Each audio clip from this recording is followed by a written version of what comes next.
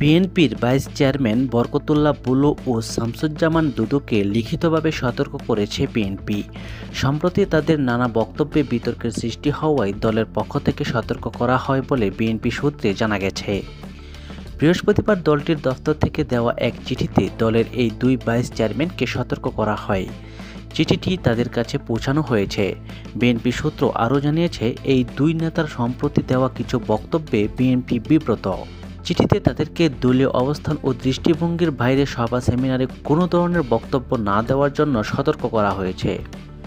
প্রসঙ্গত, গত 20শে মে জাতীয় নাগরিক পার্টির এনসিপি নেতা হাসনাত আবদুল্লাহকে ইঙ্গিত করে শামসুজ্জামান দুদু এক অনুষ্ঠানে বলেছেন, বিএনপি নেতারা যদি একত্রে প্রস্তাব করে দেয় তাহলে এই প্রস্তাবের তুলে বেশি বঙ্গোপসাগরে গিয়ে পড়বা।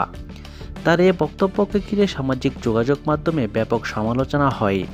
দুদুর দেওয়া ওই বক্তব্যের প্রতিক্রিয়া জানিয়েছেন এনসিপি নেতা সার্জিস আলম। এছাড়াও ওই বক্তব্য ঘিরে সামাজিক মাধ্যমে ব্যাপক ট্রলের শিকার হন দুদু।